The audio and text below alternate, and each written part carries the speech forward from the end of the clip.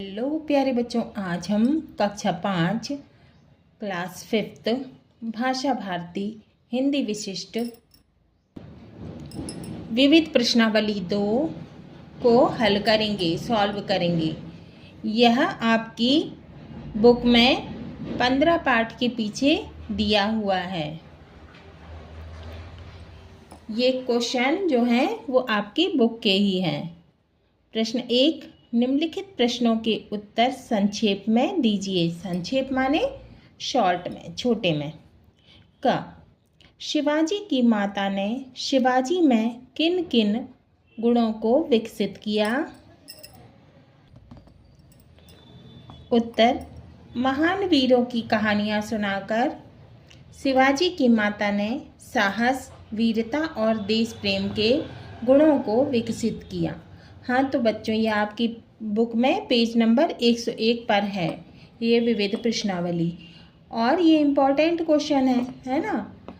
ये इनमें से कुछ क्वेश्चन परीक्षा में भी आ सकते हैं ना। खा, क्रांतिकारियों के दल में चंद्रशेखर को क्विक सिल्वर क्यों कहते थे? उत्तर, चंद्रशेखर आजाद बहुत फुर्तीले थे, जिसके कारण वे कभी भी अंग्रेजों की पकड़ में न आए। इसी कारण क्रांतिकारियों के दल ने उनका नाम क्विक सिल्वर अर्थात पारा रख दिया था। पारा क्या? एक चांदी के जैसे चमकदार लिक्विड है ना। ग, रधिया लड़कियों को क्यों नहीं पढ़ाना चाहती थी? उत्तर, रधिया के समाज में कोई पढ़ा लिखा नहीं था। वह सोचती थी कि लड़कियों को पढ़ा लिखा कर उनकी शादी के लिए पढ़े लिखे लड़के ढूंढने पड़ेंगे, और फिर उसके काम में कौन हाथ बटाएगा, यह सोचकर रधिया ने लड़कियों को नहीं पढ़ाया। प्रश्न 2, निम्नलिखित प्रश्नों के उत्तर दीजिए 1 से 3 वाक्यों में। तो ये प्रश्न दिए हुए हैं, इनके उत्तर हमें 1 से 3 वाक्यों में देना है। का, बाबूजी ने लड़कियों को पढ़ाने लिखाने में किस प्रकार सहायता की? उत्तर, लड़कियां सुबह माँ के साथ काम करती और दोपहर में बाबूजी उन्हें पढ़ाते। उनकी कॉपी किताबों का खर्चा भी स्वयं बाबूजी ने वहन किया। माने बाबूजी ने लड़कियों की पढ़ाई लिखाई का जो किताबों का खर्चा है ना, वो स्वयं उठाया था, है ना। किताबों का खर्चा जो है वो बाबूजी ने उठाया था, और बदले में उनसे कुछ नहीं लिया। इस प्रकार बाबूजी ने लड़कियों को पढ़ाने लिखाने में सहायता की। ख, कोयल और कौवे की बोली में क्या अंतर है? उत्तर, कोयल मीठा बोलकर सारे जग को अपना बना लेती है, परंतु कौवे की कर्कश आवाज़ सुनकर लोग उसको भगा देते हैं। यह अंतर है दोनों की बोली में। गा, लगातार अभ्यास करते करते मूर्ख क्या बन जाता है? उत्तर, लगातार अभ्यास करते रहने से मूर्ख भी विद्वान बन जाता है। घा, शहीद पार्क कहाँ स्थित है? उत्तर, शहीद पार्क इलाहाबाद उत्तर प्रदेश में स्थित है। आज इलाहाबाद का अल्फ्रेड पार्क शहीद पार्क के नाम से जाना जाता है।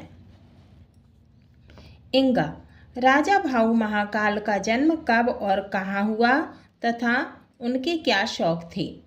उत्तर, राजा भाऊ महाकाल का जन्म 26 जनवरी 1923 को उज्जैन में हुआ था। राजा भाऊ महाकाल को बचपन में व्यायाम करने, नदी के प्रवाह के विपरीत तैरने और घूमने का शौक था। प्रश्न 3, सही विकल्प चुनकर लिखिए। आ, शिवाजी को युद्ध कला की शिक्षा दी। ऑप्शन है, पहला जीजाबाई ने, दूसरा शाहजी ने, तीसरा शिवा ने, चौथा कर्णदेव ने। तो इसका सही उत्तर है चौथा कर्णदेव ने।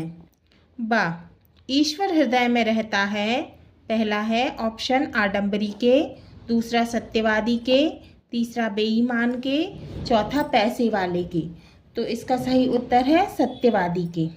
जो सत्य बोलता है ना, जो सत्य बोलता है भगवान उसके हृदय में रहता है। बचपन की किन बातों को नहीं भूला जा सकता? बचपन की किन बातों को नहीं भूला जा सकता? मेरा नया बचपन कविता के आधार पर बताइए। ऑप्शन है 1 खिलौनों को, 2 बचपन के आनंद को, तीसरा है आंसुओं को, चौथा है बचपन के कपड़ों को।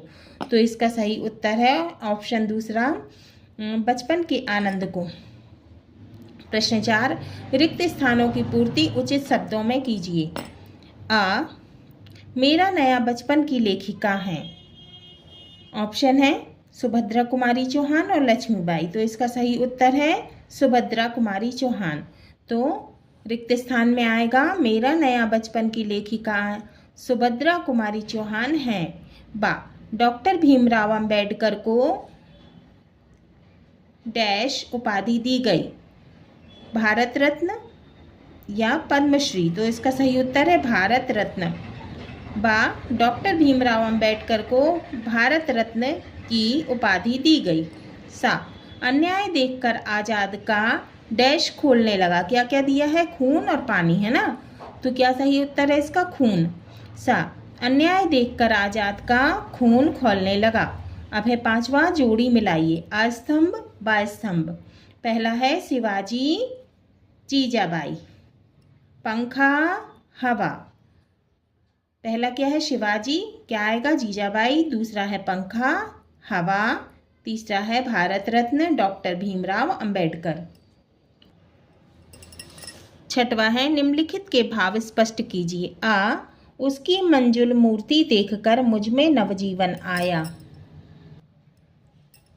तो ये कविता की पंक्तियां किससे लिया गया है? मेरा नया बचपन से। और इसकी लेखिका है सुभद्रा कुमारी चौहान। अब इसका भाव है, लेखिका कह रही हैं अपनी बेटी की प्यारी सूरत देखकर मुझमें नया जीवन आया। जो तो को कांटा बुबे ताही बोई तो फूल, तो को फूल के फूल हैं, बा को है त्रिशूल। तो कबीरदास जी कहते हैं कि जो तुम्हारे लिए बुरा सोचता है तुम उनके लिए हमेशा अच्छा सोचो, है ना। जो बुरा करेगा उसके साथ बुरा ही होगा, है ना। और तो इसका भाव है, कबीरदास जी कहते हैं कि जो तुम्हारे बारे में बुरा सोचता है तुम उसके लिए फूल बो, अर्थात उसके लिए अच्छा करो। तुम दूसरों के साथ अच्छा करोगे तो तुम्हारे साथ अच्छा होएगा, जो वह बुरा करेगा उसके साथ बुरा होएगा। तुम अपनी अच्छाई मत छोड़ो, है ना। तो हमें अपने जीवन में भी ये लाना है ना, कि हमें सबके साथ अच्छा व्यवहार करना है। प्रश्न 7 निम्नलिखित जातिवाचक संज्ञाओं में पन या आवट प्रत्यय जोड़कर भाववाचक संज्ञाएं बनाइए। तो ये जातिवाचक संज्ञाएं दी हुई हैं, हमें क्या करना है? इसको भाववाचक संज्ञा में बनाना है ना। इसमें क्या जोड़ना है? पन और आवट प्रत्यय जोड़ना है, ठीक है। अब ये जातिवाचक संज्ञा है ना, इसमें पन प्रत्यय जोड़ के क्या करना है? भाववाचक संज्ञा बनाना है। क्या है? लड़का प्लस पन बराबर क्या हो गया? लड़कपन, है ना। पन प्रत्यय जोड़ दिया लड़का में तो क्या बन गया? भाववाचक संज्ञा लड़कपन। बच्चा प्लस पन बराबर बचपन। छोटा धन पन बराबर छुटपन। बड़ा धनपन बराबर बड़प्पन। सयाना धनपन बराबर सयानपन, है ना। ऐसे ये जातिवाचक संज्ञा दी हुई है और ये प्रत्यय है, और ये क्या बन गया? भाववाचक संज्ञा। क्या लगाना है इसमें? आवट प्रत्यय। सजना धन आवट बराबर सजावट। गिरना धन आवट बराबर गिरावट। मिलना धन आवट बराबर मिलावट। बनना धन आवट बराबर बनावट। लिखना धन आवट बराबर लिखावट। अब है 8वां प्रश्न, निम्नलिखित वाक्यों में से सकर्मक एवं अकर्मक क्रियाएं छांटिए। अब ये वाक्य दिए हुए हैं, इनमें से सकर्मक और अकर्मक क्रियाओं को छांटना है। पहला है दिनेश हंसता है। उत्तर है पहला दिनेश हंसता है अकर्मक। दूसरा मुझे डर लगता है अकर्मक। तीसरा वह स्कूल जाता है अकर्मक। चौथा रीता गाती है अकर्मक। पांचवा आशीष आम खाता है सकर्मक। है ना, इसमें आशीष क्या कर रहा है, आम खा रहा है ना, आम खाता है ना, आशीष आम खाता है। अब नौवा है सही जोड़ी मिलाई। अब हमको सही जोड़ी मिलाना है। पहला है जो पढ़ना लिखना ना जानता हो। जो पढ़ना लिखना ना जानता हो क्या कहेंगे, अनपढ़। दूसरा जिसके आने की तिथि मालूम ना हो। जिसके आने की तिथि मालूम नहीं है, कौन, अतिथि। तीसरा कभी ना मरने वाला। कभी ना मरने वाला क्या कहते हैं उसको, अमर। चौथा जो ईश्वर पर विश्वास रखता हो क्या कहते हैं उसे, आस्तिक। पांचवा मांस ना खाने वाला क्या कहते हैं उसे, शाकाहारी। अब है प्रश्न 10। निम्नलिखित शब्दों के भेद समझाते हुए वाक्य बनाइए। हंस, हंस, आधी, आंधी, गोद, गोंद, चुना, चूना, किला, कीला। अब क्या है, हंस। नदी के किनारे हंस बैठा था। हंस, रमेश हंस रहा था। आधी, हमें आजाद हुए आधी सदी से ज्यादा बीत गया। मैंने आधी रोटी खाई आधी बचा ली, है ना। अब आंधी, कल बहुत तेज आंधी आई थी। आंधी से क्या मतलब, तूफान, है ना। तो आंधी, कल बहुत तेज आंधी आई थी। गोद, महिला बच्चे को गोद में लेकर जा रही थी। अब क्या है, गोंद। गोंद कागज चिपकाने के काम आती है। अब है चुना। हमने इस साल कक्षा अध्यक्ष के लिए रीना को चुना। चूना, दीवार पर सफ़ेद चूना लगाया गया है। अब चूना का एक और अर्थ क्या है, चूना लगाना क्या हो गया, इसका धोखा देना, है ना। किला, हमने छुट्टियों में एक पुराना किला देखा। कीला, इस लकड़ी में एक कीला गड़ा हुआ है। प्रश्न 11। ता तथा वाला प्रत्यय लगाकर शब्द बनाइए। अब हमें ता और वाला प्रत्यय लगाकर शब्द बनाना है। प्रत्यय क्या होता है, जो मूल शब्द के पीछे लगता है क्या कहलाता है, प्रत्यय कहलाता है। जैसे मूल शब्द दिया है सफल, धन, ता प्रत्यय बराबर सफलता। मूल शब्द है लघु, धन, ता प्रत्यय क्या हुआ, लघुता बराबर लघुता। सबल, सबल जो है मूल शब्द है उसमें ता प्रत्यय लगा दिया है तो क्या हो गया, सबलता। सबल प्लस ता बराबर सबलता। अब मूल शब्द क्या दिया है, निर्बल, और ता प्रत्यय क्या हो गया, निर्बलता। संप्रभु, उसमें ता प्रत्यय लगा दिया, संप्रभुता। अब क्या लगाना है, वाला प्रत्यय। पहले हमने कौन सा प्रत्यय लगाया था, ता।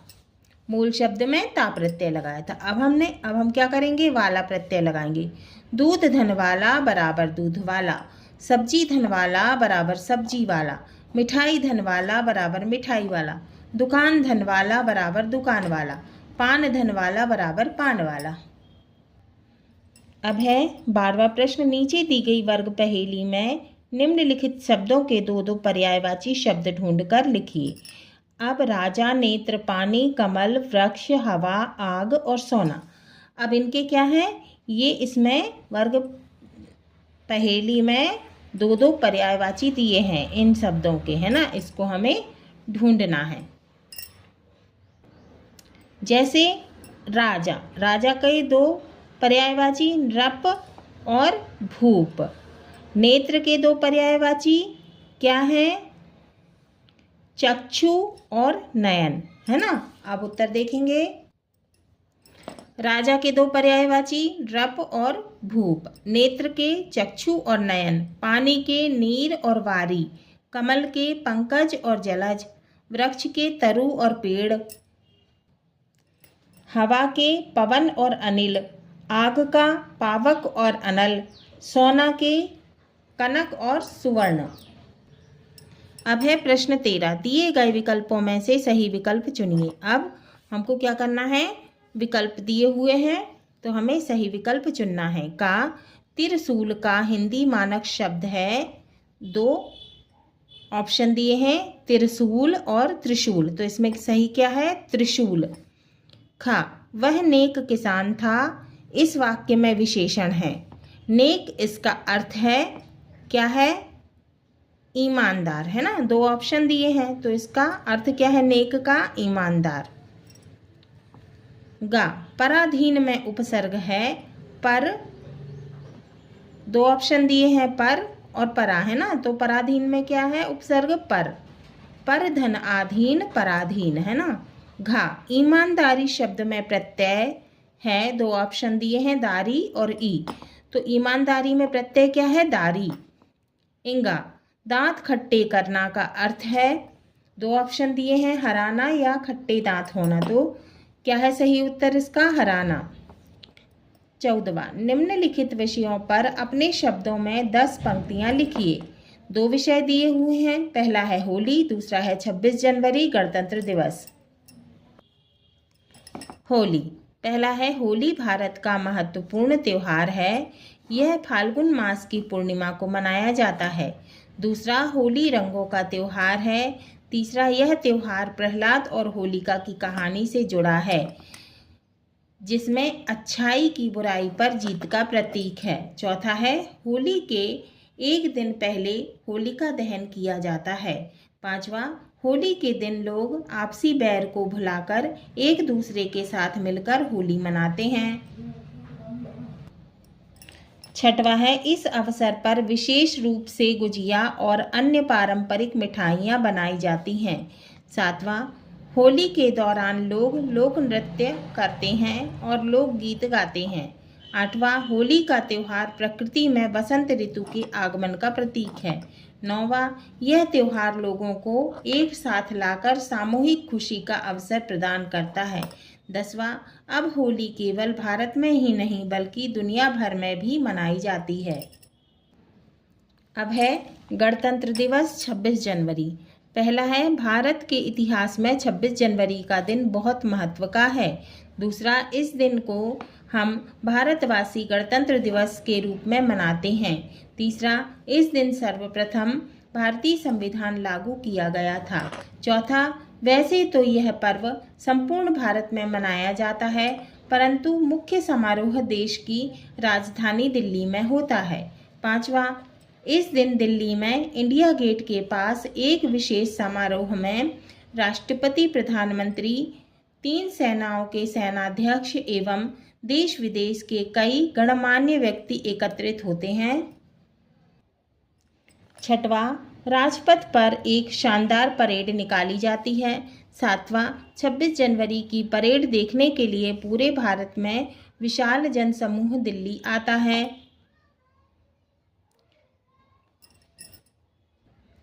क्या है 26 जनवरी की परेड देखने के लिए पूरे भारत से विशाल जनसमूह दिल्ली आता है।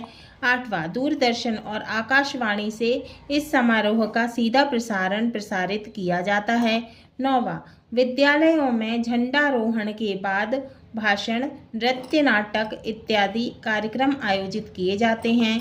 10वां यह राष्ट्रीय पर्व हमारे अंदर अपनी सेनाओं के प्रति विश्वास, देश प्रेम और राष्ट्रीय गौरव की अलख जगाता है।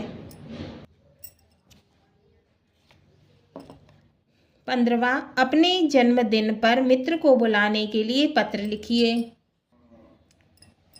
उत्तर प्रिय मित्र सोहन, नमस्कार। जबलपुर, जहाँ का एड्रेस है मित्र का, है ना, वो लिखेंगे और दिनांक जिस डेट पर आप लिख रहे हैं वो लिखेंगे यहाँ पे। नमस्कार, मेरी पढ़ाई सुचारू रूप से चल रही है, माने मेरी पढ़ाई अच्छी तरह से चल रही है तथा आशा करता हूँ कि तुम भी मेहनत से पढ़ रहे होंगे। बंधु, जैसा कि विदित है, विदित का मतलब ज्ञात है ना, कि या मालूम है कि 12 जनवरी को मेरा जन्मदिन है, अतः इस अवसर पर मैं तुमको आमंत्रित कर रहा हूँ, माने बुला रहा हूँ, और चाहता हूँ कि प्रतिवर्ष की तरह, माने हर साल की तरह, हम दोनों मित्र साथ हों। अंत में पूज्य माँ एवं पिताजी को मेरा सादर चरण स्पर्श, छोटे भाई बहनों को मेरा स्नेह। तुम्हारा मित्र मोहन। है ना। प्रश्न 16, निम्नलिखित गद्यांश को पढ़कर नीचे लिखे प्रश्नों के उत्तर लिखिए। अब हम ये गद्यांश को पढ़ेंगे और ये नीचे प्रश्न दिए हैं, क्वेश्चन दिए हुए हैं, इसका हम आंसर लिखेंगे, उत्तर लिखेंगे। अभ्यास के बिना जीवन में सफलता नहीं मिल सकती, है ना। बिना अभ्यास के हमारे जीवन में हमको सफलता नहीं मिल सकती। पहली बार प्रत्येक कार्य कठिन लगता है, पहली बार हमें प्रत्येक कार्य, जो हर कार्य है वो कठिन लगता है। यदि हम उस कार्य को कठिन समझकर बैठ जाएं तो उसे फिर कभी भी नहीं कर सकते। निरंतर अभ्यास एक ऐसी कुंजी है ना। निरंतर माने लगातार, अभ्यास एक ऐसी कुंजी है। कुंजी का क्या मतलब होता है? चाबी, जो मनुष्य के लिए सफलता के द्वार खोल देती है। द्वार माने दरवाजे, है ना। अभ्यास से विद्या अमृत बन जाती है, तो बिना अभ्यास के विद्या विष का रूप धारण कर लेती है। अब है प्रश्न पहला, कठिन कार्य सरल कब हो जाता है? निरंतर अभ्यास से, है ना। निरंतर अभ्यास से कठिन कार्य सरल हो जाता है। दूसरा, विद्या कब अमृत और कब विष बन जाती है? अभ्यास से विद्या अमृत बन जाती है, तो बिना अभ्यास के विद्या विष का रूप धारण कर लेती है। तीसरा है प्रश्न, उपर्युक्त गद्यांश का उचित शीर्षक दीजिए। अब ये जो पूरा गद्यांश है ये अभ्यास के ऊपर आधारित है ना, तो हम इसका शीर्षक क्या लिखेंगे? अभ्यास। अब प्रश्न 1 है, कठिन कार्य सरल कब हो जाता है? इसका उत्तर है पहला, निरंतर अभ्यास से कठिन कार्य सरल हो जाता है। अब है दूसरा क्वेश्चन, विद्या कब अमृत और कब विष बन जाती है? इसका उत्तर है दूसरा, अभ्यास से विद्या अमृत बन जाती है, तो अभ्यास के बिना विद्या विष का रूप धारण कर लेती है। अभ्यास से विद्या अमृत बन जाती है, तो अभ्यास के बिना विद्या विष का रूप धारण कर लेती है। अब तीसरा क्वेश्चन है, उपर्युक्त गद्यांश का उचित शीर्षक दीजिए। तो इस गद्यांश का शीर्षक है अभ्यास। अब है प्रश्न 17वां, बालिका शिक्षा के लिए आप कौन कौन से कार्य करना चाहेंगे? लिखिए। उत्तर है, बालिका शिक्षा से तात्पर्य बालिकाओं को पढ़ाने लिखाने शिक्षित करने से है। पहला, बालिका की शिक्षा के बारे में जागरूकता फैलाना, है ना, जागरूकता फैलाएंगे। दूसरा, जो बालिकाएं स्कूल नहीं जाती हैं उन्हें स्कूल जाने के लिए प्रेरित करेंगे। उनके माता पिता को शिक्षा के महत्व के बारे में जागरूक करेंगे, बताएंगे, समझाएंगे। तीसरा है, लोगों को शिक्षा के विषय में सरकार की नीतियों के बारे में बताएंगे। चौथा, बालिकाओं के लिए सुरक्षित एवं सहायक वातावरण के लिए प्रयास करेंगे। पांचवा, लोगों को यह बताएंगे कि बालिका शिक्षा समाज और समृद्धि के लिए महत्वपूर्ण है। छठवां, यह बताना कि शिक्षा से न केवल बालिका का जीवन सुधरता है बल्कि पूरा समाज लाभान्वित होता है। सातवां, यह बताना कि शिक्षित महिला स्वस्थ परिवार और समाज का निर्माण करती है। अब है प्रश्न 18वां, आपकी सद्भाव के लिए अपनी कक्षा में क्या व्यवहार करते हैं? बताइए।